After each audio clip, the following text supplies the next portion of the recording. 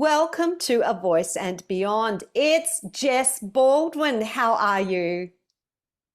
I'm great. How are you today? I'm really good, thank you. And it's such a pleasure having you here. Thank you so much for being on the show.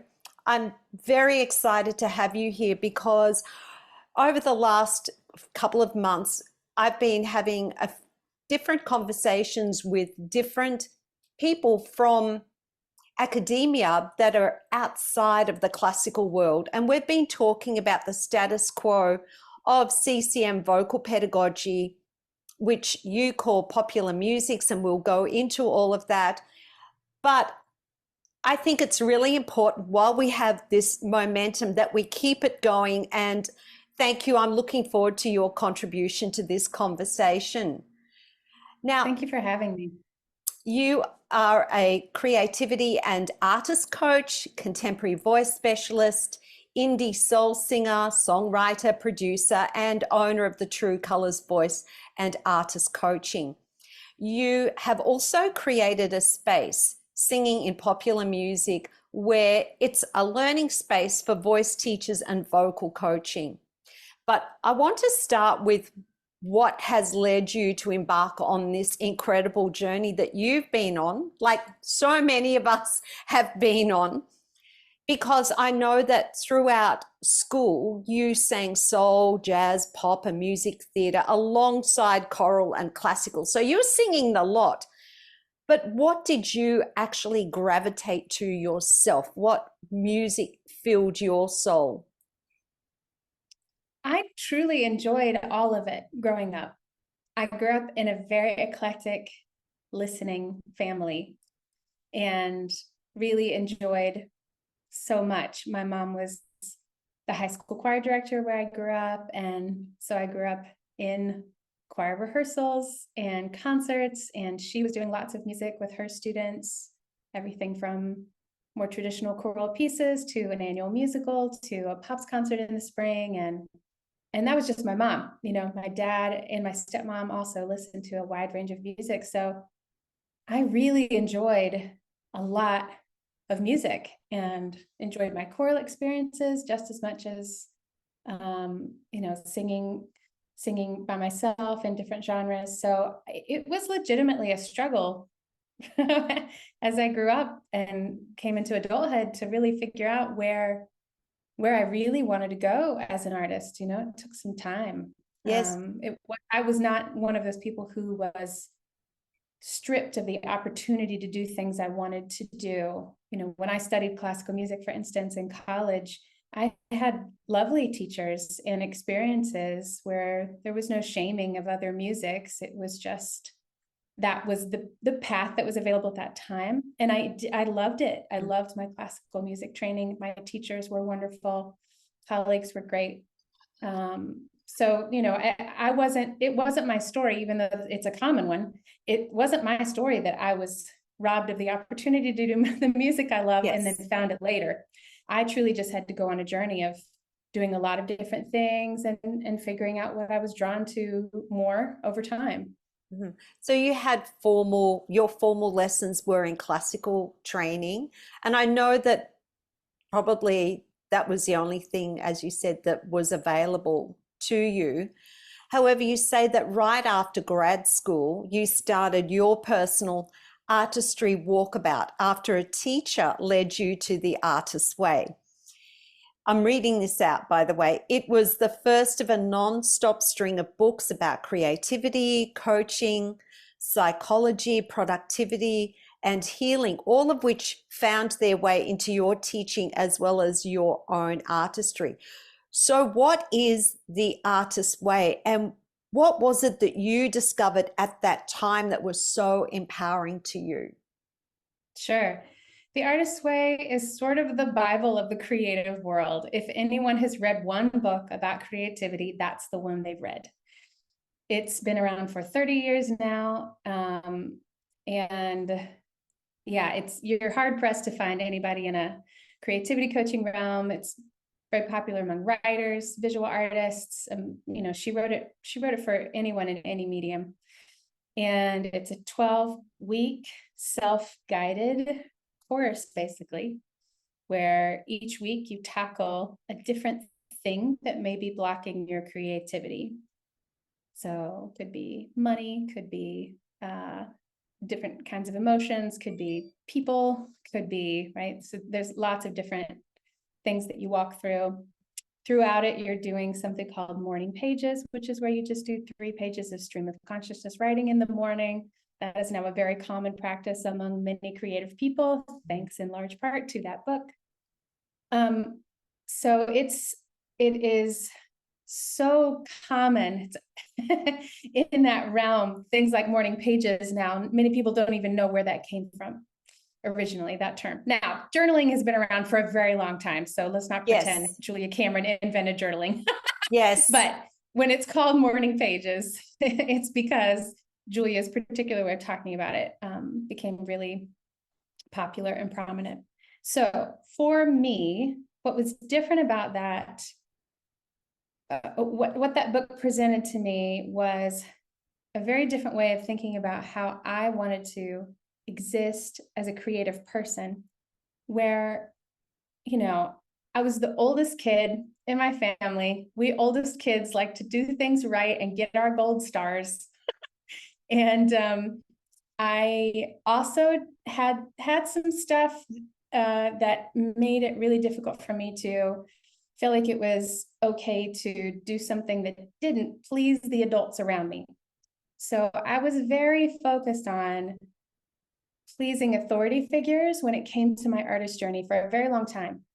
Mm-hmm. And so doing things right and getting the straight A's and doing the thing that the adults said was the right way or the best way to do things was very high on my priority list when it came to what I did as a singer and as an artist. Mm-hmm.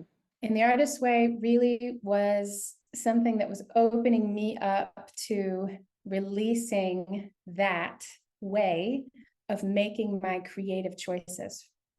And that was probably the biggest at that time revelation that I was having, although it would unfold more and more over time. Also, I had never written any music ever.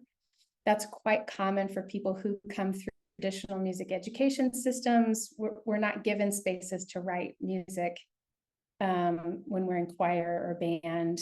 It's usually not a part of a classical music major. You don't do, unless you're a composition focus specifically. So I hadn't written anything. And as I read the book, I was like, oh God, I'm supposed to write music, I think. And I was terrified. It was really scary. And the fact that it was scary told me how much work I had to do in terms of what, you know, why in the world is that such a scary prospect? Okay, we got some work to do. And ever since then, you know, it was a continuous, gradual journey of figuring out why it was scary to express myself, why it was scary to do things that may not be on the checklist of approved things by the authority figures around me. And, you know, so Artist Way felt like a very crux moment for me when I read it and really started to work through it and take it seriously. I've done it several times since then. Every time there's another layer of things that I glean from it and get from it. It's a great resource. It sounds to me that Artist Way helped you step into your own authenticity, step into self, and helped you discover your own voice. Up until then, you were living in a world where either something was wrong or right, but it wasn't you who was making the decision as to what was wrong or right. Other people around you were leading those decisions, and you found a way to truly express yourself without judgment from others. Is that what kind of happened? It took a hot minute, but that was the beginning of that process. Yes. Yeah. So that would have been really empowering and really healing for you. Yeah, absolutely. So until that moment, you probably didn't even know this was going on, or that was your life. Yeah, I did not know. And it was because, you know, in part because I was really excelling I got all the straight A's. I got all the awards in the music department, not all the awards, but I was a highly awarded student. And so all of these external markers saying that I was doing it right were present. And then when it was time to step out into the world and be my own artist person, figure out what the next steps were after college, after I had checked off the academia boxes, then I thought, wow, those markers for success are no longer the markers for success. It's no longer grades. It's no longer an award from a department. It's no longer, right? Now it's, how am I connecting with the other human beings that want to come hear me sing? How am I, and not that I didn't, I was an expressive performer who did well in performing. And yet I was primarily doing music chosen for me by other people. In choir, I was singing music chosen by the choir director. And they were doing their best to choose that music from a place of, who is Jessica and what are her preferences and how can I choose music that will feature her? And they totally did that. And yet I wasn't necessarily a part of that process very much. So I had to learn that for myself. What do I want to sing? Why do I want to sing it? Who am I? How am I connecting to people? And that part had not been developed. I had been so focused on technically achieving these pieces that I had been given in whatever settings where I was doing music, while also, yes, acting or expressing in ways that were authentic and powerful for the people who were witnessing me in that moment. But it still wasn't as connected to me as a human being, making my own choices about what I wanted my performances to look like. I kind of blinders on throughout that process, Yes. Yes. And when you started to step into your own and started to speak up or voice up as a singer or as a human, did you meet resistance from some of those authority figures? Because it sounds like the teaching was very master apprentice like. And for you then, because I know when we start to grow and evolve, a lot of the people around us tend to become fearful of that change. Did you find that at all, or were people embracing the new you? Did that encourage you to step out, gave you the strength to step out even further? Yeah, I don't think, no, I mean, I was only ever encouraged, I think the people that I was scared of upsetting generally wanted me to step into this and be more self-expressive. It wasn't that they were actively suppressing something. It was just that wasn't the template that they had been given. That wasn't the template they were using with me.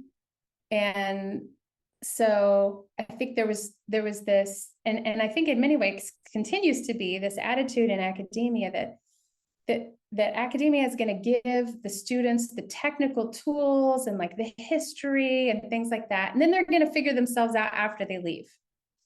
And that, I mean, that's what I was doing. So I don't think there was this like, oh, how dare she, and my teachers knew I was always a little on the edge of like loving weird things or stuff that was a little. Such as what? When you say weird things, well, like I loved the atonal 20th century stuff. Like I couldn't get enough of it. Whereas many of my colleagues were like, "This is gross." I don't even know in this music. I don't even know what it is, but I'm going to look it up. Atonal. Yeah, okay. Just stuff that was like harmonically weird, or maybe had poetry that was a little out there or strange or whatever. I loved that stuff. And they knew that about me and were often giving me opportunities to do that. Noticing in me and giving me avenues for that. And we were all of us functioning in a bubble. of this is the music we study. This is typically how students' music is assigned. This is how, we focus primarily on these things during their study. And when I got out of that academic bubble, then it was like, oh man, that was helpful. And it was a very tiny piece of what I really needed as an artist. I needed also, which I figured out for myself. And I would love it if we could do more of it in academia. Of course, of which course. is, some more, okay, let's help these people figure out, like, why are they doing music? Why is it important to them? What formats do they really want to be performing in? Can we let them pick their music? Why does it always have to be in this particular template?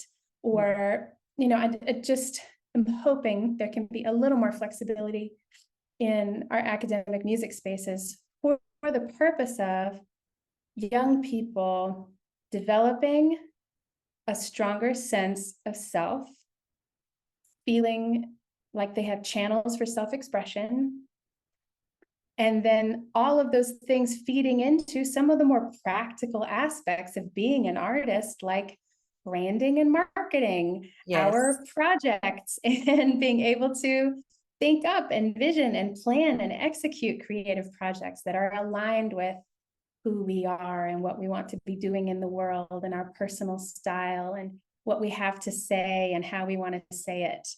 Those questions are so important and foundational to everything else that happens. But most people, when they're stepping into academic spaces, a lot of those questions have already been answered for them, and they don't even realize that those questions have been answered for them.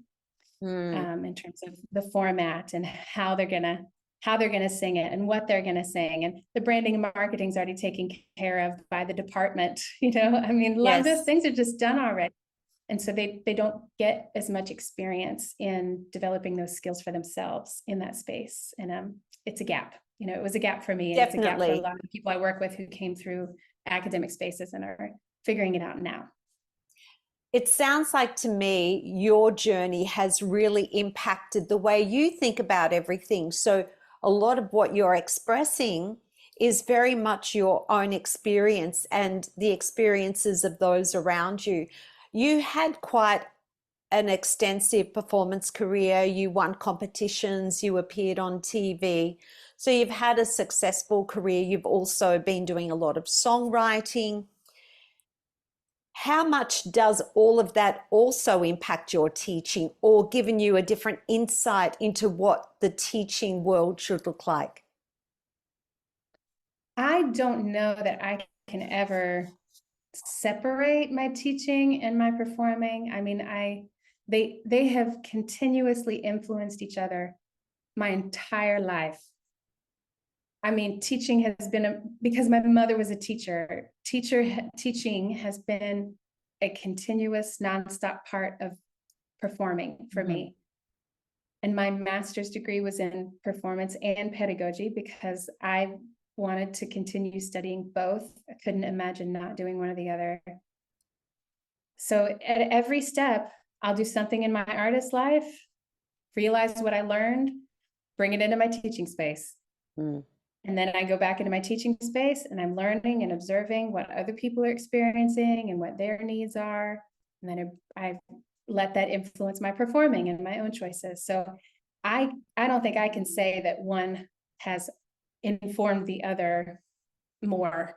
They've grown alongside each other like twins, like sisters. Yes. and really influence each other. Yes, something you brought up earlier though, when you were talking about stepping into your own and realizing that you were performing and singing based on what you thought everyone else expected of you, and then you found your own voice and you stepped into your own authenticity. I know when I'm teaching, my performance career definitely impacts that side of my teaching, is that I want my singers to tell their own stories when they're performing. And I'm looking for authenticity. And that's a really subjective thing. So the question I have for you, just going into that, I'd be very interested to hear what you think authenticity is, and how can we tell when someone is being authentic as a singer? Ooh, okay. I think sometimes authenticity is confused for oversharing. Now let me continue to qualify that. Okay, that's really I interesting. I Oversharing. Okay. well, and here's what I mean. Here's what I mean by that. Okay. I work with a lot of people who are working very hard at getting closer and closer to feeling authentic as they show up in the world. And one of the scariest things that they hit is this fear that that means they're supposed to share everything about themselves, things that they don't want to share. Mm-hmm. And so I think for some people, authenticity is interpreted as I'm supposed to share everything about myself, even the things that I don't feel particularly comfortable sharing. Yes. And I think that sometimes that comes from the if people have read Brene Brown, she Yes. talks often about Love. vulnerability Mm-hmm. and being vulnerable. Mm-hmm. And that I think we as artists, that is a huge part of what we do, is to be vulnerable in front of others. Absolutely. So authenticity, in my opinion, is the artist sharing an integrated version of themselves that feels like they are being honest with both themselves and the audience, but also in ways that are safe for them. And when I say integrated, what I mean is that they don't feel like they have to be 10 different people in 10 different spaces. Mm-hmm. And, for different reasons, because of what different people in their lives need or expect from them in terms of who they want them to be. As we get more integrated, we get less afraid to show more of ourselves to everyone, instead of feeling like we have to put on certain costumes and masks in certain places in order to be accepted or to be loved. Mm. So as an artist, I think authenticity is about integration. And then also that when I talk about being able to share in a way that feels safe for that person, as an artist, authenticity doesn't mean that you are obligated to share things about yourself that you are not ready to share. That's not what that means. And as artists, we should always have control over what we are sharing, why we are sharing it. And if there's something that you feel, sometimes this is true, there's like this pull, like an artist goes, man, I really feel like I have this thing that I want to say or that I want to share about a life experience I had or a feeling I had, and it's also scary. That we do work with a therapist and in ourselves to figure out what that is that's particularly scary in terms of what we're sharing, so that we can work toward sharing that if that's truly what we want to do. And when we have this sort of back and forth inner fights about, I want to do this to feel authentic, and that's really scary to do to feel authentic, finding a balance that still sits right with you in terms of being the integrated self you want to be and letting that come through. Now, having said all that, I think there is I think there's totally a place for people to be a character if they want to as an artist, that they can take on an archetype of some sort, and that can also be a really great experience for them and for the people who are listening. Let's say in their lives, they don't get much opportunity to be really loud and boisterous and bold, and maybe they're not ready to fully integrate those parts of themselves into the rest of their lives, but they know that they can do that on a stage. And so they take on this bold, loud, boisterous version of themselves as an artist. And it's a part that needs a place. And the stage is where they allow that part of themselves to exist. And to me, that's also authentic. That's saying, this is a part of me and I need to let it show up. I want to share it, and this is where I can share it. And so I'm going to. I wouldn't consider that a super integrated version of that artist. They're not showing all of themselves, as many parts of themselves maybe in that moment, but that's okay too. I think authentic is a wide range of things. But that we're sharing what we want to share, that it feels like a part of us truly, and that it's what we really need to be sharing about ourselves in that moment with those people. And I think the final piece of it, that it's not from a place of fear when we're sharing that it's from a place of celebrating that part of ourselves and having pride in that part of ourselves, and being ready to show that to other people, not out of I'm afraid no one will like me unless. That part, right? That steps, in my opinion, out of authenticity more. So again, therapy, deep digging, self-work. What parts of yourself are you afraid to share? And what parts of you do you need to share more and celebrate more in your artistry? And I think in those spaces is where we find more authenticity for ourselves. That is so powerful, Jess. So much of what you said truly resonates with me. And probably the words I picked up on the most is the word honest. It's being honest. However, as a singer and as a storyteller, knowing that you have choices, you can decide how much of you want to share and which part of you are you most comfortable being. You as you, or whether you go into a character. So it's knowing that you have choices. Also, too, when we talk about authenticity, now we're going to lead the discussion into popular music. Another thing that we have to factor into, not only do we have to be authentic to self, but we also have to be authentic to style. Yes?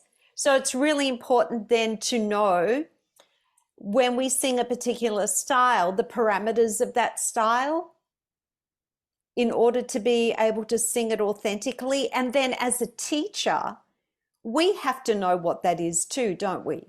Or not? What do you think? I think this question is only something that comes up for people who didn't already exist in the style.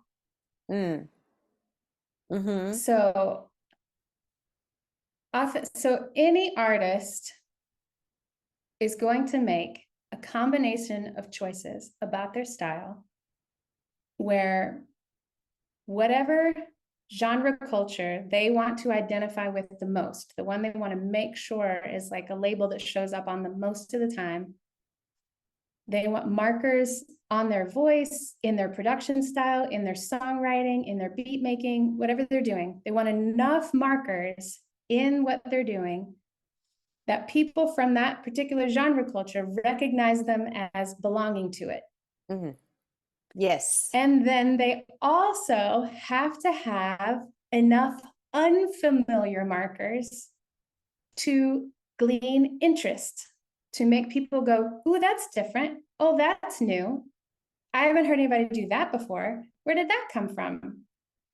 And this balance of the two is what artists always have to find. It's a continual creation. So genre authenticity, when it becomes a question, is typically only for people who are stepping into a genre that they have not spent enough time in. Yes. And there's a lot of those teachers. Yes. So I had to throw that in there. I love that. I love that. I've never thought of it that way. Obviously, yes. What you're saying is generally when students come to us and they sing in a particular style, if that's what's in their bodies and what they've been listening to, they're not going to have any problems being authentic. But when you have that student that arrives that has had a lot of music theatre training or a lot of classical training, sometimes we have to steer them towards what those styles are, all those style choices that they need to make, but then allow them to express themselves in that style, and it comes back to that authenticity to self. All right, so you've been teaching popular music styles for a while now. How did you formulate your teaching approaches to this music? Because your own training was in classical. So where did you pick up your teaching approaches from? Well, my approaches certainly have been heavily influenced by my mom and observing her colleagues, learning what I learned in the space where she was teaching. She was also quite good at allowing her students to teach her or to show her how the music they were asking to sing needed to be sung. Mm-hmm. I didn't quite realize how forward thinking that was when I was Yes. young. It's all I knew, so I Yes. didn't know.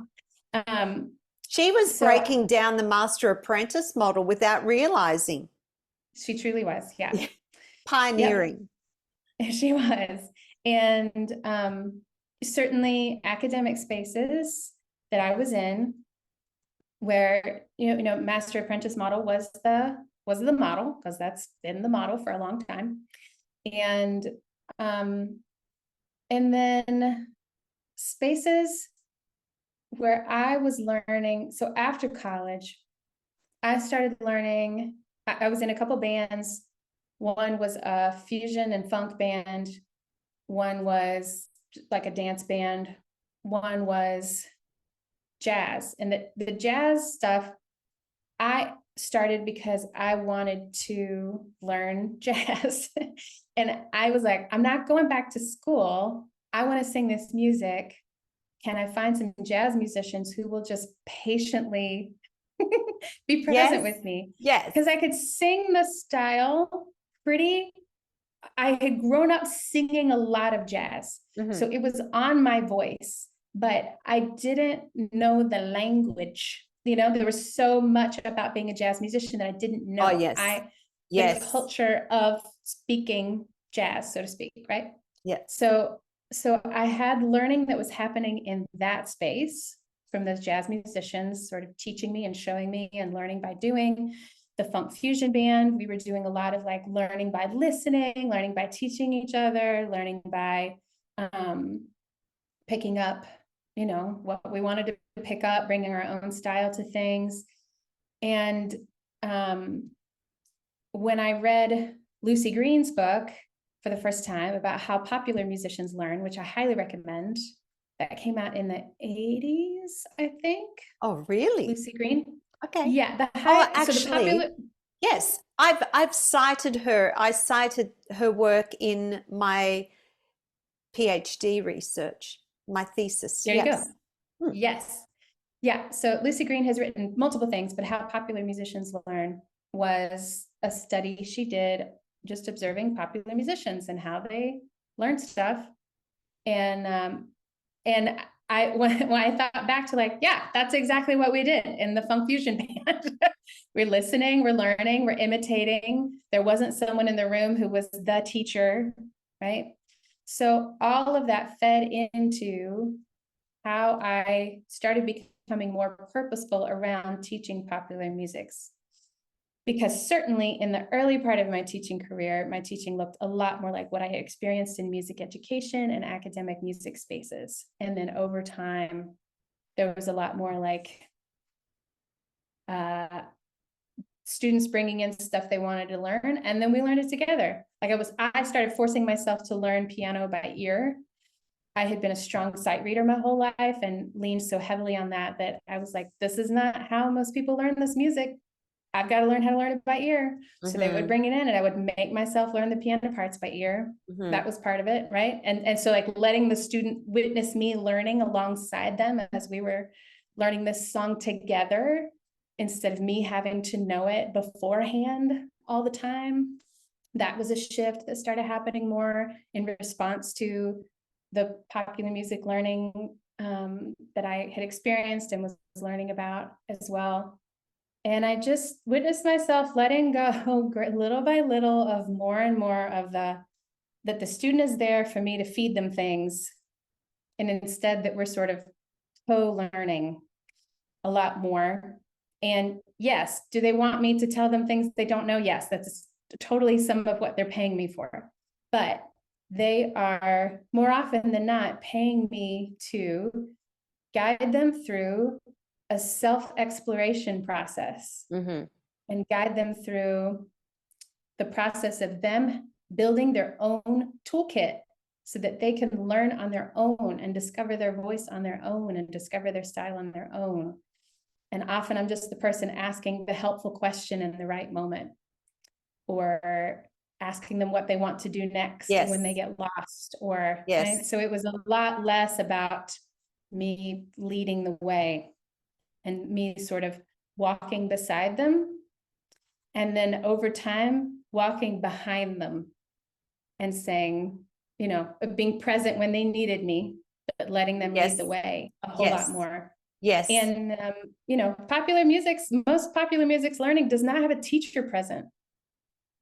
So true. You know? So true. And that so I eventually was like, this is, yes. And I had a whole career. I had a whole career without that teacher. It was basically listening to that music. And I love that you said basically throwing the sheet music out and learning by ear, because that's how I've learnt. There's so much that a sheet of music does not tell you when it comes to this music. It's not 100%. Going to give you the nuances, the style, the vocal effects, the style effects. It's not going to give you any of that, or the freedom to move around the way that you want to. Because if you're going to sing it as per the notation on the paper, you're going to sound ridiculous. Exactly. Right. Yeah. Right. Yes. And with your own learning though, did you have anyone that has inspired your teaching? Have you been to a particular seminar or engaged in training yourself, some sort of like formal training that has really opened your eyes to the possibilities of training in this music? Oh gosh, I mean, so many people, my colleagues, you know. Jeannie Levetri was my first foray into teaching CCM music. But I learned from the rest of the faculty that was there as well, you know, I mean. Yes. And I mean, I went there in 2009 and went every summer after that. And then once Jeannie separated off and went and did her Levetri Institute, I continued to do some Shenandoah stuff. They brought me on as faculty, and that, like every summer I am learning from my fellow faculty members. Yes. So many new things all the time. Yes. Kat Reinert is a good friend and colleague of mine, and she is one of the pioneers and really powerful teachers in the higher popular music education realm. I mean, there's just so many people. I'm glad you acknowledged Jeannie, because she has really paved the way for all of us to come through. And I know that when she first started introducing this idea of CCM, or introducing this music as being legitimate, it really caused a ruckus in the singing voice community, and she had to break down a lot of barriers. And I think it's really important we acknowledge her work. You call this music popular musics. Do you feel that the term CCM is outdated now, or it's irrelevant? Yeah. So when Jeannie initially created that term, Jeannie LeBetry, she was referring to the umbrella of music that was everything not classical. So the term CCM was meant to, when she first started using it, include popular music, jazz, musical theater, that it was all of that. What's interesting is over time, how the term became something that indicated not musical theater and not jazz. So that happened over, I mean, it was interesting how that just happened over time. I don't really know the ins and outs of how that happened in terms of its usage. Meanwhile, outside of the voice teacher community, because Jeannie created that term primarily for the voice teacher community, because we kept using non-classical, and that was offensive to people, being called non-classical, by what they were. And a wonderful gesture. Outside of voice teacher realm, popular music has been used for a very long time to describe the music that is not jazz, not musical theater, well, jazz at the beginning, I think, would have fallen under that umbrella. But there have been academic popular music studies programs for decades. There has been the popular music education realm for decades that uses the term popular music. And then, when you get outside of academia and education, the average person isn't going to use that term at all, because they're probably just going to talk about whatever music they want to be talking about. Exactly. So the community where a term is being used it determines it, as with all vocabulary and terminology, community determines the vocabulary. So I don't know if it's outdated. I mean, it's used. If it's helpful to people, that's great. What I think voice teachers need to be aware of is that when they are talking about what they do, let's say on their website or social media or something, the average parent or client who's going to come to them for a lesson has no idea what that term means. Yes. Nor do music industry professionals such as music producers, record labels, agents, managements. Right. 100%. And in that world, if they hear the word CCM, the closest thing they would get would be Christian contemporary music. Yes. Right. That's what that term would mean. So I think it just depends. I think you just have to know who you're talking to and how you're using the term. The term has already changed meaning since Jeannie coined it, from everything that wasn't classical music to now popular music, not jazz, not musical theater. So, and I don't know. We'll see how the term changes over time. Well, at the conservatorium where I teach at, I teach within a popular music program, because there's not just voice majors, there's also guitarists, drummers, there's a number of instrumentalists as well. And the term CCM doesn't mean anything. There is a jazz department where people study jazz voice. There is a music theatre department where people study music theatre, and we have a classical department. So that breakdown that you've offered actually encompasses everything. The only thing probably where the lines get a little bit blurred, I feel, is if someone wants to train in death metal, and then that's not really popular or commercial by radio standards necessarily. And there's a lot of that music that's being written not necessarily for commercial use, but I think popular music is a language, it's a term that we all use outside of academia, and it's a word that everyone, or a term that everyone knows, and I think it's a good term, popular music. I mean, and it is popular. Well, and it's not necessarily meant to mean popular. It's meant to mean of and by people, of and by the regular people. Yes. And But you know what? There's no shame in saying it's popular anyway. It's 99% of total music consumption globally is all those styles. So there's no shame. We can actually own that and be proud. Right.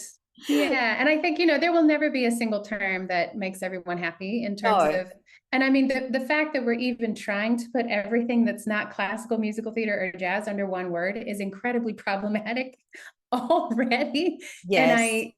I think, I mean, this is a much larger issue, but academia more and more now is, I'm quite sure, going to start trying to find ways to have popular music majors in their programs in order to draw students in. And the idea that a student can learn all the popular music in one department from one faculty, is ludicrous. Like, that's not ever possible.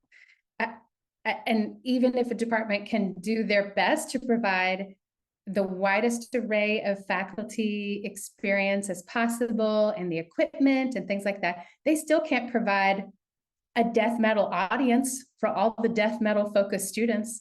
They can't provide an EDM audience for all the EDM focused students, right? And that's such a huge part, is like the venue and the audience in terms of how that student is going to learn what it's like to perform. And yes, which is why popular music learning will always happen most effectively in the genre culture where it is created and developed, not so in an true. academic setting. Yeah, there, I said it. Okay. Okay. No, I love that.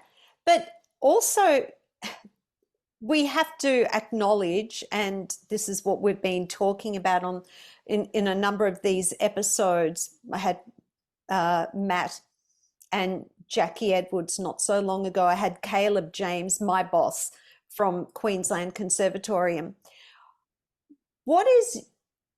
Why do you believe there is such resistance to change in academia? Woo.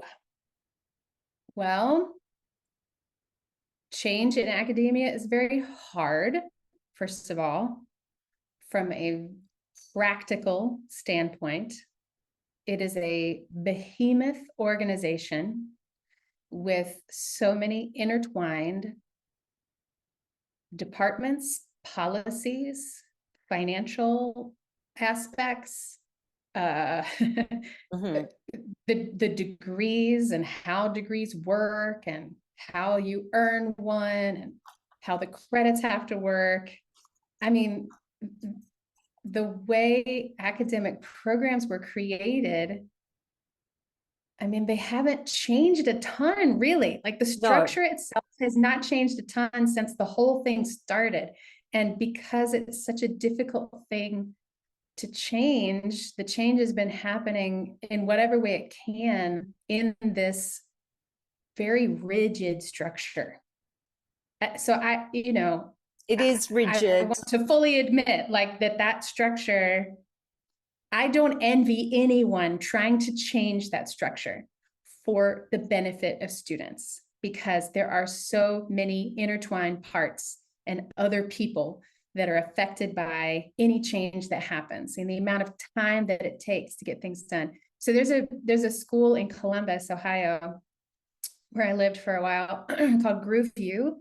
And the guy who developed that program did it because he went to multiple institutions, presented a degree layout specifically for developing skills within, it might be called like a music industry major. It's kind of a combination of some music entrepreneurship, some music technology, production, video, blah, blah, blah, all that kind of stuff. So trying to get that in an academic institution. And the one that said, yeah, okay, said, come back in a year, 2 years, and we'll be ready to actually talk about this, because I have 2 years of things that I have to make sure I get done before we could even consider this. So then he came back with, right? And then he came back with to talk about it And he was like, okay, it's been 2 years. So now these things need to happen because this is what's changed in the industry in the past 2 years. And the guy was like, I'm so sorry. We can only look at what you gave me 2 years ago because that's Oh, what's been, what? right?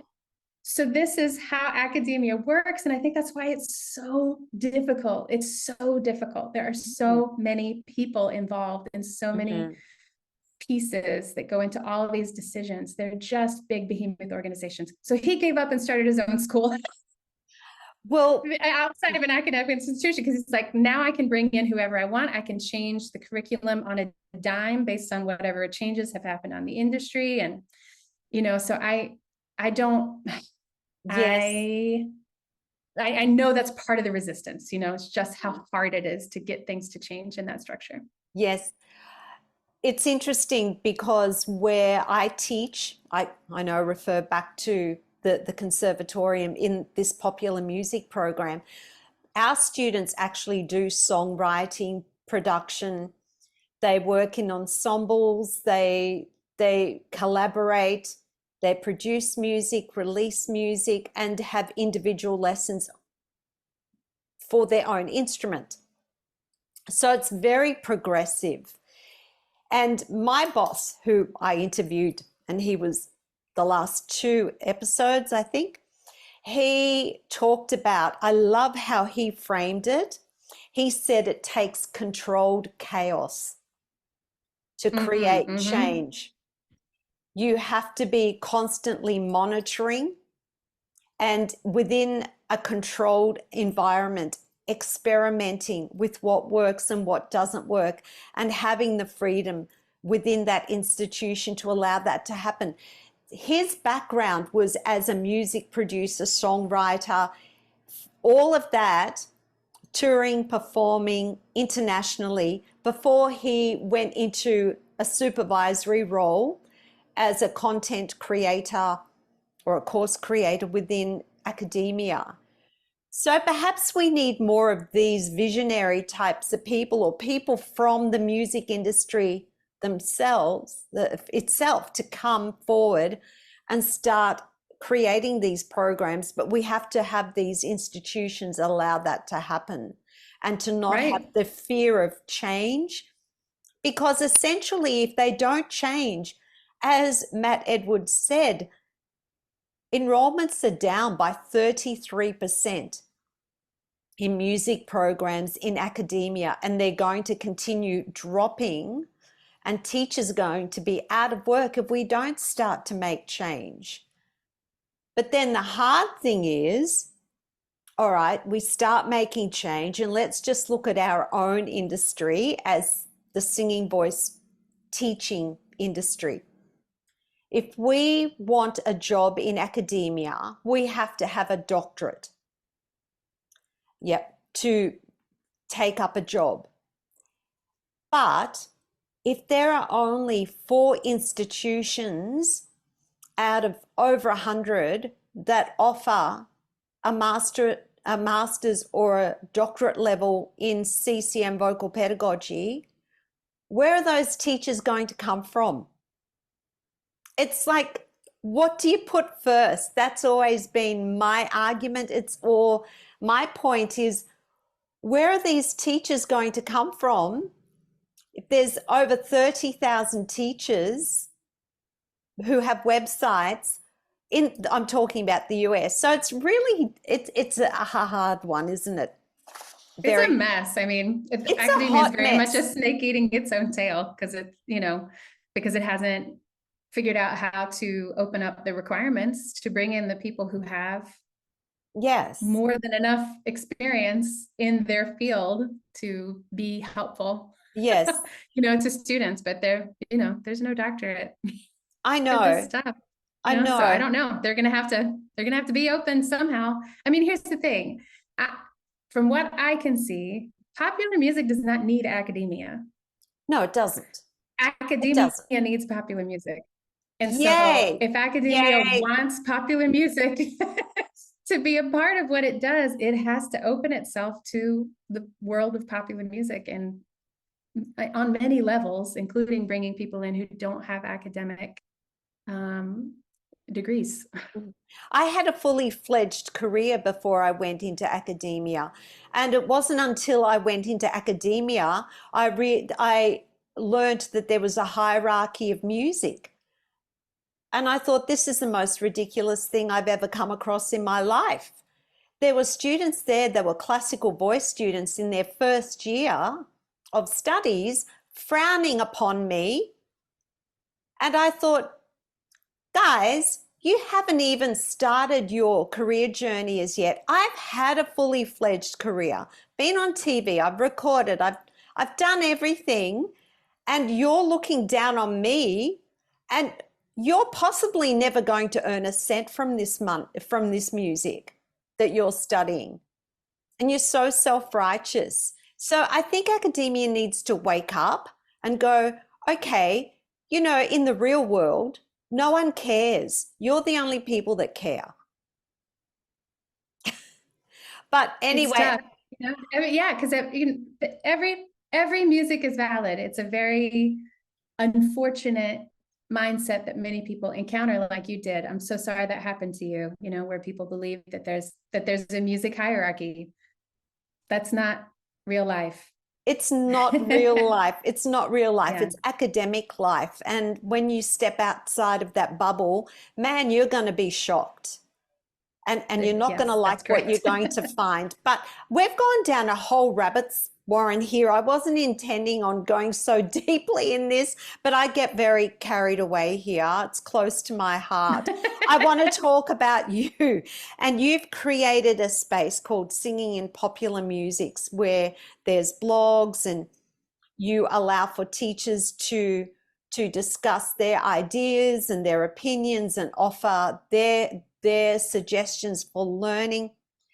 What inspired you to create that space? Yeah.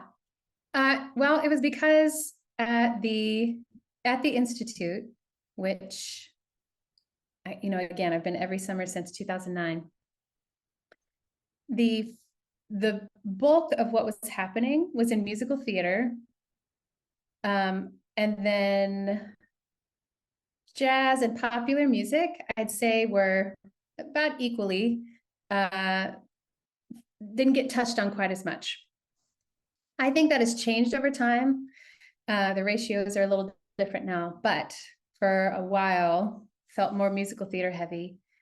And some of the voice teachers, and I thought, man, this is one of the very few places in an academic setting, that's an important caveat, where voice teachers come to learn about how not classical music stuff looks, and Yes. If we are, again, it's 9 days. You can only do so much in 9 days, right? Absolutely. Absolutely. So yeah. But just me noticing, like, man, the people who came for popular music wanting a little more popular music, and that was more my realm too. I'm not a musical theater person. I just felt this, like, we can only do so much in 9 days. This is a need and a desire. What if I created something that helped people connect to the teachers who have already been talking about this for a long time, like Mark Baxter and Elizabeth Howard? Those two alone, like, they've been talking about popular music and teaching popular music to people for a long time, and were not recognized. They were not names that were known. And I thought, that doesn't make any sense. Let me find ways to bring in people who have been doing this for a while. Let me also, to help the academic voice teachers who were coming thinking that there's not people doing this, and let them know, yes, there have been people doing this. Let me let you know who they are. And then the pioneers in that realm in general, and the people who were just doing more in the now. And let me ask them, how would you feel about writing something for voice teachers, 1 or 2 times a year on this blog? I'd love to feature you and direct people your way so that they can see all the great work that you've been doing for a long time. And that's how it started. So it exists primarily as a blog that features voice teachers who are primarily working in popular music genres. Mm-hmm. and share their expertise via blogs or live streams. And I started a Facebook group where teachers can come and ask questions or share resources as well related to that. So that's how it started. And as far as I can tell, it's still a need. Yes. So we're still going. Who are the teachers that you attract to the website usually? Are they classical voice teachers as well that Readers, you mean? Yes, readers. Yes. I have no idea. Oh, okay. All I see is numbers. So I think, yeah, in terms of like our readership, all I see is numbers. But you know, in the Facebook group, it's a smash. There are some survey questions they answer when they join the group. And some of them are like beginners and have not done much around popular music. Some people have done a lot and they're just wanting some more camaraderie. And I think it runs the gamut. Mm-hmm, mm-hmm. And one of the things that you say is you would like to help voice teachers expand their focus beyond vocal technique to a more complete picture of popular music singers' needs. What do you believe are those needs? Oh gosh. Well, some of those needs. Yeah. I mean, some of the basic just skills that are commonly needed are things like knowing how to use a microphone, knowing how to run a basic sound system, writing songs, learning how to use a DAW, a digital audio workstation like Logic or Pro Tools. Being able to do some at least basic recording and producing stuff, having a sense of their own style, not just vocally, but also like visually, and what music do they want to be doing, and what visually do they want to weave into that? What's their story? Who are they as a person? How they want that to show up in their music?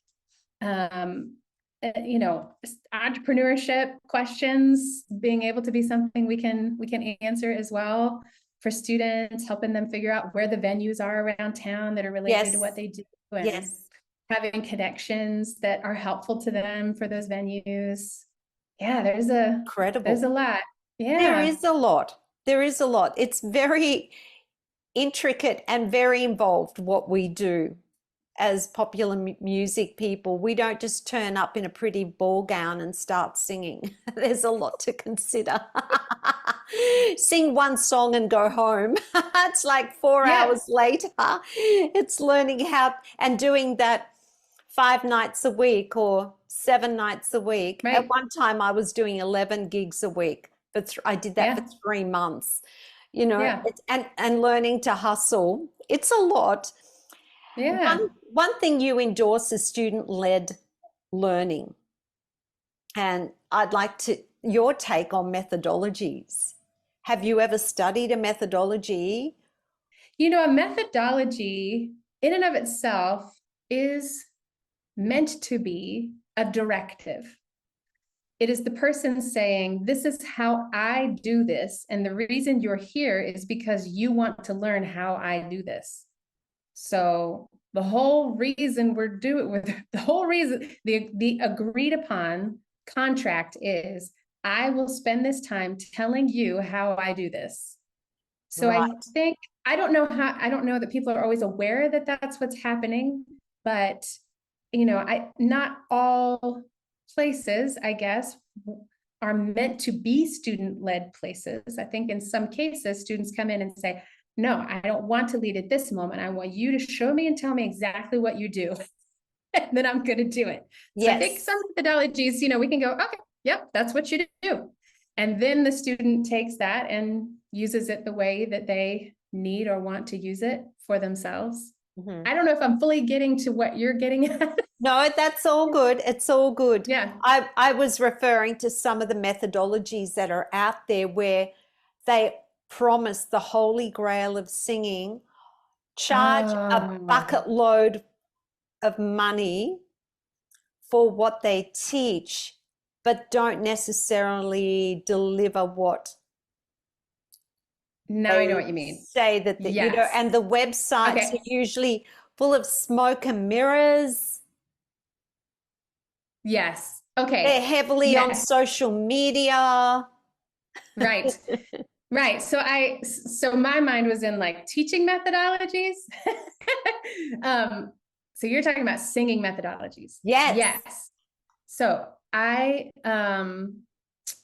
yes, I find that, I mean, what I wish is that the people who put those methodologies together would be more honest in their marketing about the fact that they can't guarantee anything.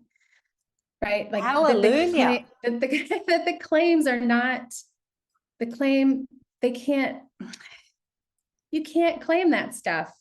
And especially if you can't be there to really see how each of those things is having an effect on the person's voice, and to be able to give feedback, I think some people can get benefits from those self-guided methodologies and may find certain things helpful about it. I mean, they wouldn't keep selling if that wasn't true.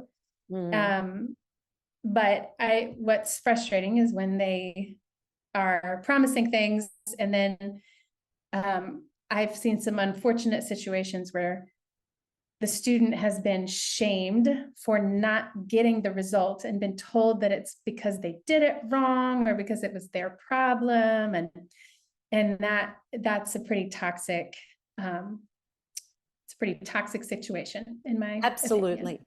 Absolutely. And I think one thing that you have definitely been advocating for is this student-led learning.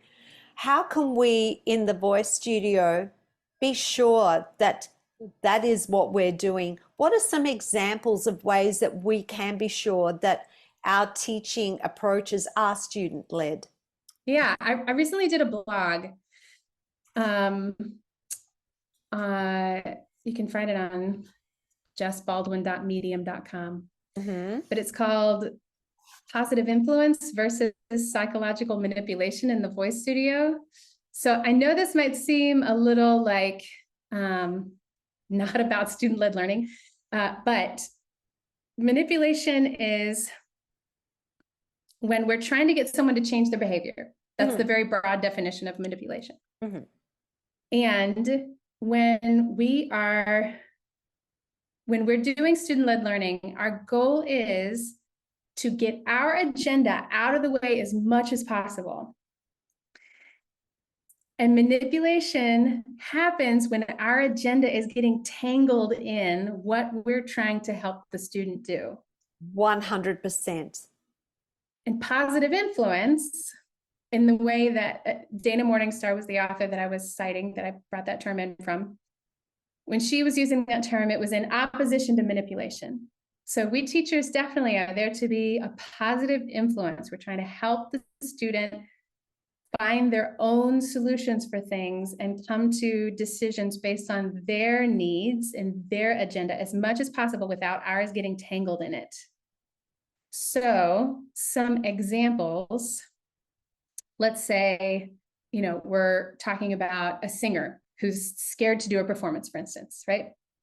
So if we are focusing our intent on the singer and making sure that the benefit is primarily all about the singer, we're more likely to be in a student-led place as opposed to a manipulation place or a not student-led place. So for instance, if we just help them, our intent is to help them reach their goals, for instance, or our intent is to help them feel more fulfilled, or our intent is to help them build their self-esteem, as opposed to our intent in that moment being about assuaging our own discomfort.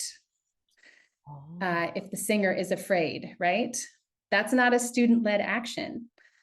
That's an action about our feelings and functioning primarily from that place. Wow. Or we're trying to get the singer to do the performance, right? They're scared, and we're trying to get them to do the performance because it'll make us look good. I had right? never thought of this. Or that we need to be the one who's right in that moment. Mm-hmm. That's not a student-led moment. That's No. I'm having insecurity about being wrong, and I need to be right instead. That's not a student-led moment. Or I want them to do something because I'm trying to avoid criticism from other teachers. That's not a student-led moment. Those are just a few examples. The blog has a Wow. lot more on there, That but is those so are cool. some, That yeah, is few so cool. examples. I'm going to go and have a read of that because I'm doing some research into student-led learning with a couple of other colleagues at the moment. So yeah, definitely go and have a look at that one. That sounds so interesting. So you're on quite a journey here. You're quite a pioneer, Jess. I love the work that you're doing. Well, What thank you so much. what do you think your legacy will be, or what do you want your legacy to be within the singing voice community? Mm. I want my legacy to be that far fewer students have to go through the experience of their creative agency being robbed by someone else's ego or agenda. Sorry, my jaw just dropped for those people that are not watching the video but listening to this. That was so powerful. Oh my gosh, love it, love it. What advice do you have for the singing voice community, for the teaching community specifically? Teaching community, my advice would be to do as much self-work, self-healing work as you can to allow the student-led learning that I know you want to do, but that sometimes is a struggle because of stuff that happened to you when you were younger, probably, that has put some protective behaviors in place that make it really hard for you to do that. So therapy, self-work, learning about how we can heal from things that have happened to us always makes us better teachers, because I know you all want to be. We're all trying our best to do that and to not pass on the traumatic things that happen to us in voice lessons, in creative spaces, in our families.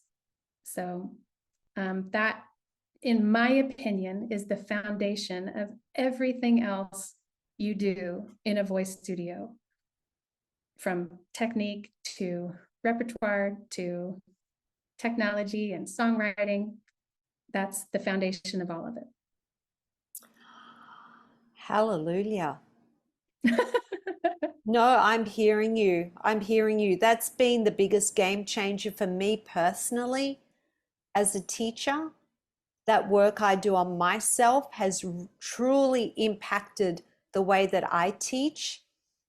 And it also, when you feel good about yourself and you are kind to yourself and you practice self-care and you have good self-worth, that is so powerful within a teaching studio, because I tell you what you are doing is truly creating a space for your students to come in and to learn and to grow and to thrive and feel safe and vulnerable. So what you've just said, I think, is one of the most, important pieces of advice I've ever heard on this show. So thank you for sharing it. And it is truly something that, for those teachers who have not considered that or don't invest in themselves, have a look at that.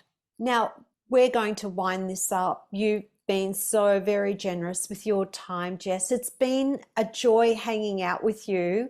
I'm so glad that we've connected and we've met and we've had some really deep discussions here, which I believe are very necessary. If we're going to create change, I think we need to speak up and let our voices be heard within this industry, within our field. We're going to share all your links to all your spaces, your teaching, your blogs, everything and anything, your Facebook group. We're going to share all those within the show notes so people can find you. People, please go and look up Jess. She is so inspiring and a gem in our industry. And it's been such a pleasure. I wish you all the very best. I think we need to check in again in the future and see I what's would love that. and see what's happening in our worlds. If there is any change, let's not leave it 2 years like that university. That But sounds great. And thank you so much, Marissa. You're doing so much wonderful stuff for our industry with this podcast and all of your work. And it's such an honor to be asked to speak with you today. You're asking oh, such wonderful questions and really digging into the heart of our industry in really important ways. So thank you so much for your oh, work. thank you. I'm just doing what I love, and I've had a great career, and it's my way of giving back. This is my way of serving the industry. And if I can do something to make a change or to help others on their learning journeys in anything, or even to feel better about themselves or about life, that's why I'm here. So thank you for sharing your very kind feedback. And we're going to wind it up there. And thank you again. And best wishes to you, Jess. Sending you Thank you. love You too. from Australia. Love from North Carolina. Bye.